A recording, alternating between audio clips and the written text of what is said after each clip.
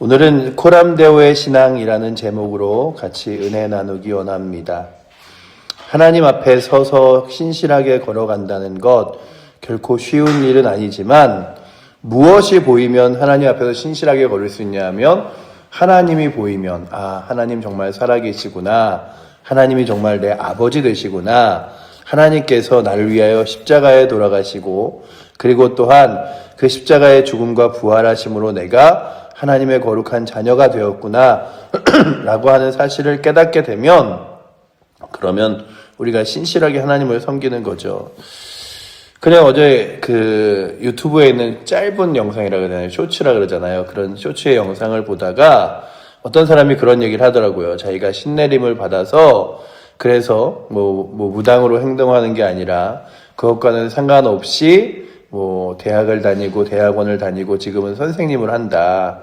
그런데 자기 집에는 그 신내림 받은 그 귀신의 신당을 모셔놓고 그러고 그냥 지낼 뿐이지 그래 신내림 받았다고 다 무당을 하는 건 아니다. 이런 얘기를 하는 걸 잠깐 보면서 참 그 사람이 아무리 대학원을 다니고 해도 그의 마음 가운데 있는 두려움 그리고 귀신이 자신을 짓누른다는 그 힘겨움에 가정의 신당까지 차려놨다는 이야기를 보면서 참 누군가는 귀신이 있는 것조차 그의 삶의 확신함으로 귀신을 섬기는데 하나님을 섬기는 우리는 우리의 모든 삶 가운데서 이 온 우주와 온 세상을 섬기는 그리고 주관하시는 하나님을 그렇게 온전히 섬기는가 생각해 보면 세상에 정말 귀신 들렸다고 아니면은 귀신의 지배를 받는다고 말하는 이들이 있습니다. 어떤 사람은 아기의 귀신, 어떤 사람은 늙은 노령의 귀신이라고 말하지만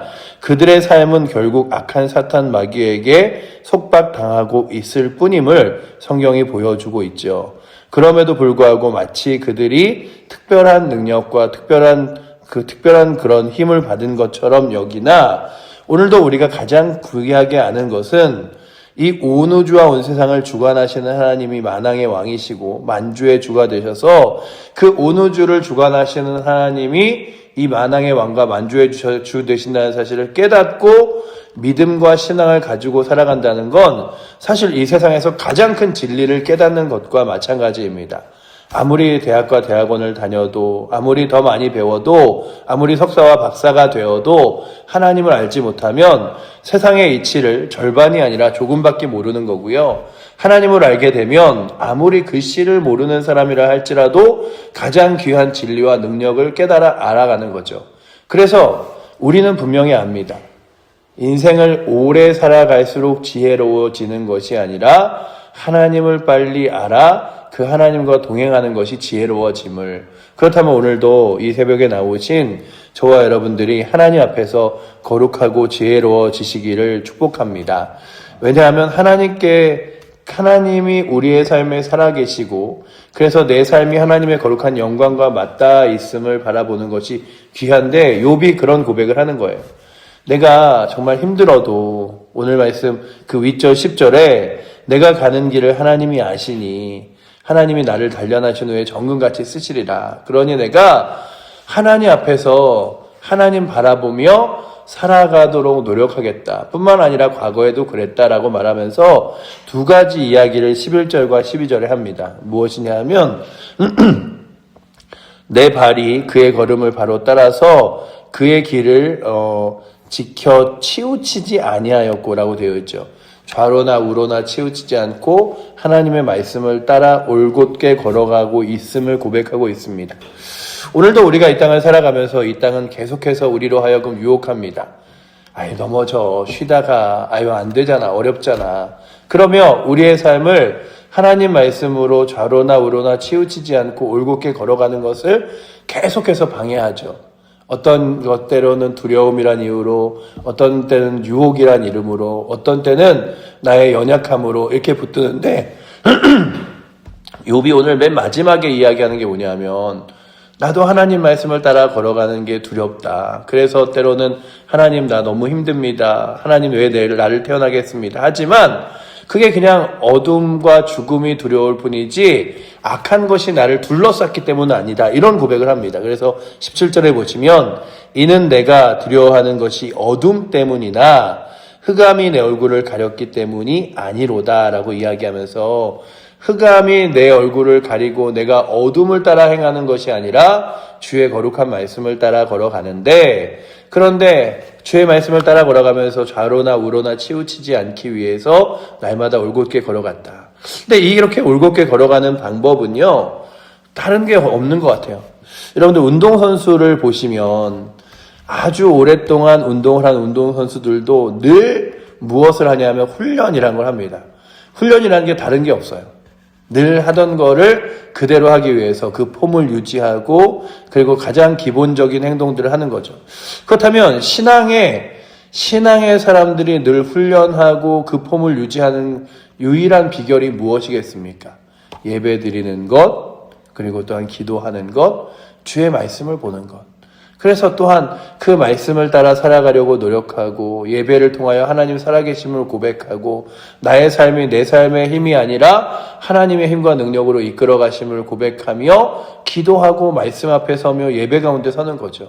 그리고 그렇게 서는 우리들이 그 신실하신 하나님이 살아계시다고 세상 가운데 외치는 것이 전도고, 그러니 오늘도 고람데오라는 단어는 하나님 앞에서 하나님의 살아계신 하나님의 존전 앞에서 우리는 어떻게 살아갈까라고 한다면 좌로나 우로나 치우치지 마시고 늘 믿음의 길을 걸어가시는데, 그러려면 이 욥이 자신에게 고백한 게 무엇이냐 하면 내가 무엇을 귀하게 여겼냐 하면 그냥 일정하게 내 입에 들어가는 음식이 있잖아요. 그러니까는 우리는 아주 풍요로운 시대에 살아가지만 이 욥기의 시대를 생각해 보면 우리나라도 사실은 삼시세끼를 제대로 먹거나 배불리 아주 만족스럽게 먹은 때가 그리 오래되지 않았잖아요.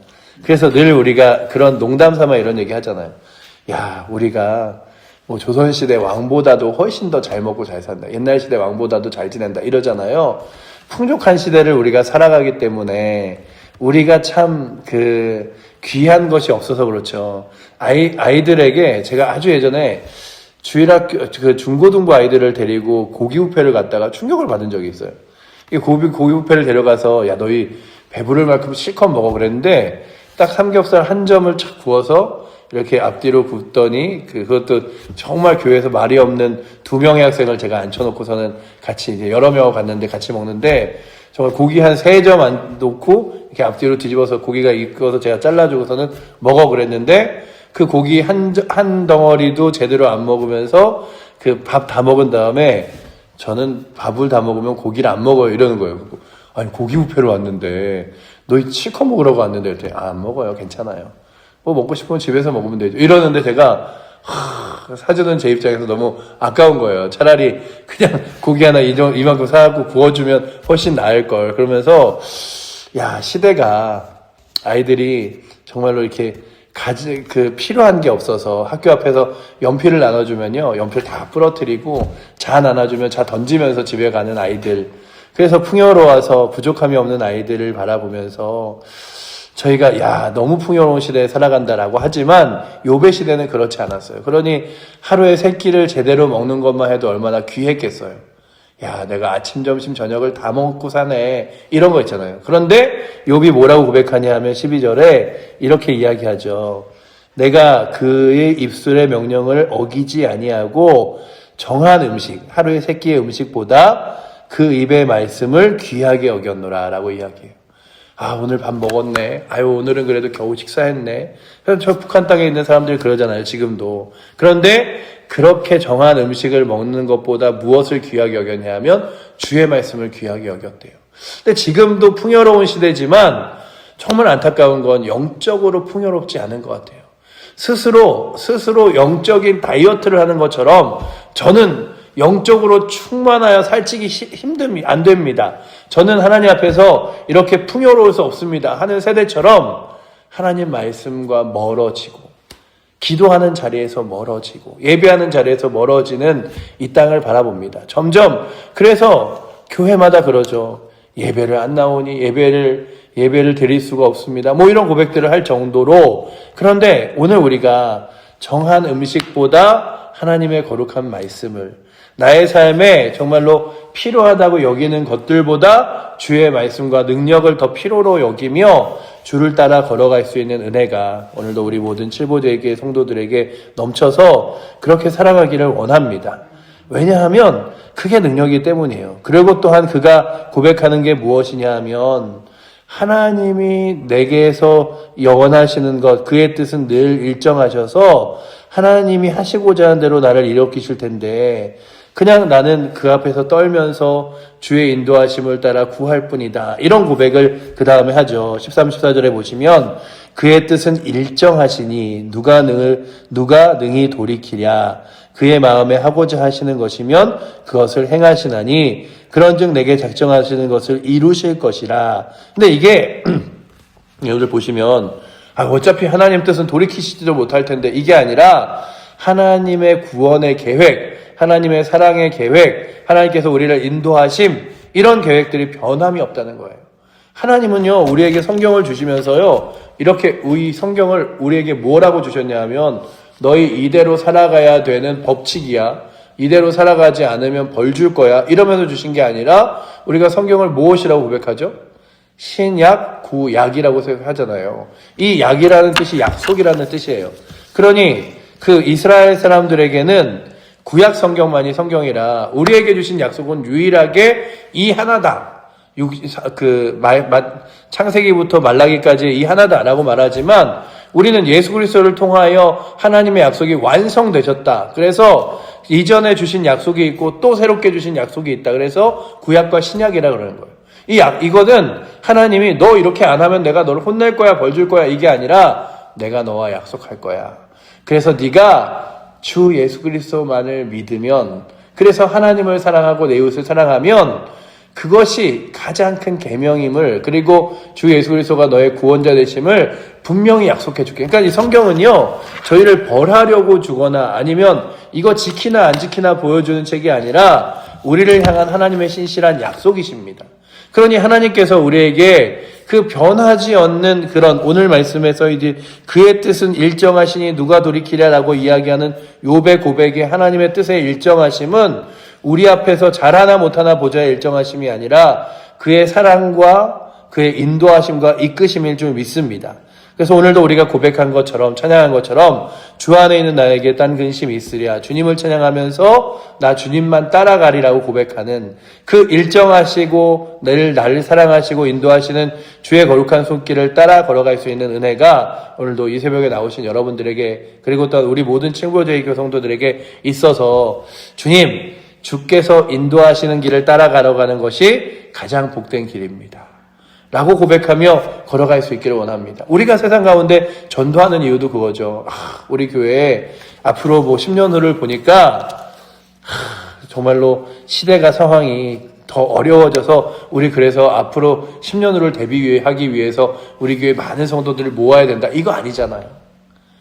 우리는 환난과 핍박이 다가온다 할지라도 그리고 마지막 때가 돼서 정말로 믿는 사람들의 수가 안 보인다 할지라도 주를 붙드는 이유 그리고 복음을 전하는 이유는 그래도 한 영혼이라도 더 하나님 거룩한 나라와 그의 영광을 위해서 정말 살아갔으면 그리고 이 땅의 환난과 고민이 아니라 하나님 나라를 소망하며 기뻐하며 살아갔으면 그래서 주께서 정말로 한 영혼을 사랑하시기에 때로는 그 영혼이 돌아오기까지 기다리신다고 말씀하신 그 말씀처럼 그 영혼의 안타까움을 놓고 전하며 기도하는 거지 우리 교회가 언제까지 존속할 수 있을까 몇 년 후에 이제 우리 교회 어려워지면 어떡하나 이것 때문에 저희가 전도하고 아니면 교회에 이렇게 모이는 거 아니에요. 하나님의 거룩한 영광 하나님이 기뻐하시는 거룩한 은혜 그리고 또한 우리 주변의 안타까운 영혼들을 향한 하나님의 거룩한 음성과 주 예수 그리스도의 십자가의 사랑 이런 것들 때문에 나아가는 것이라면 오늘도 나 나중에 우리 그렇잖아요. 우리의 인생도 얼마나 그렇게 하면 비참해요. 10년 후에 나 지금보다 더 안 건강해질 텐데 연약해질 텐데 지금 먹고 놀고 더 잘해야지 이런 거 아니잖아요.